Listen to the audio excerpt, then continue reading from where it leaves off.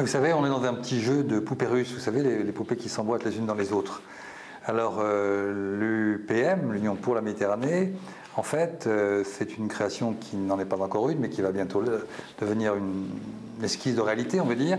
Ensuite, elle s'emboîte dans un processus plus important, plus large, plus ancien, qui date de 1995, avec le processus de Barcelone, lequel s'emboîte dans l'Union européenne. Et donc, par rapport à votre question, il faut aller vers la grande poupée, parce que la petite poupée ne va pas faire beaucoup plus que ce que la grande n'a pas été capable de faire jusqu'à maintenant.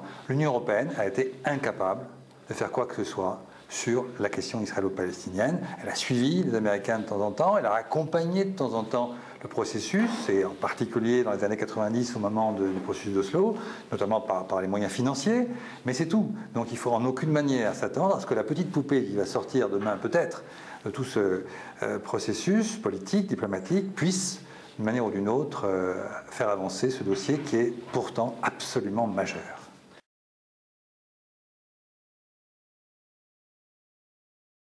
Bah, écoutez, ils n'ont pas forcément besoin de se croiser, comme vous dites, à Paris, pour discuter de choses aussi fondamentales. Mais en même temps, peut-être il n'est pas complètement absurde d'imaginer que ça puisse faciliter, disons, quelques dialogues. Mais bon, c'est pas ça qui va changer la donne.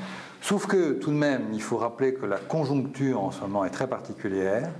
Elle est tout de même relativement ouverte à des formes de dialogue, puisqu'actuellement il y a une discussion par la Turquie, via la Turquie, entre les Israéliens et les Syriens, et qu'il y a une négociation qui est assez laborieuse entre les Israéliens et les Palestiniens. Donc, c'est vrai, le fait de se rencontrer à Paris, dans une enceinte internationale, peut peut-être faire avancer de quelques millimètres, et dans ce genre de situation, quelques millimètres, quelquefois c'est important.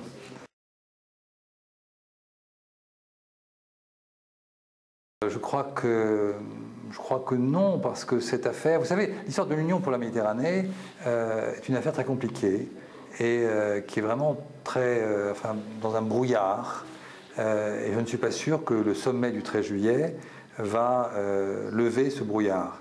En fait, on ne sait pas encore très bien ce que c'est que cette Union pour la Méditerranée. En tout cas, ce qui est sûr, c'est que ça n'a rien à voir avec l'initiative que la France a lancée avant même que Sarkozy soit élu, puisque ça remonte à un discours qui date de février 2007, donc avant les présidentielles, où là, il y avait effectivement ce que vous dites, c'est-à-dire que la volonté de la France de revenir en Méditerranée avec les pays riverains, et seulement avec les pays riverains, et pas forcément avec l'Europe.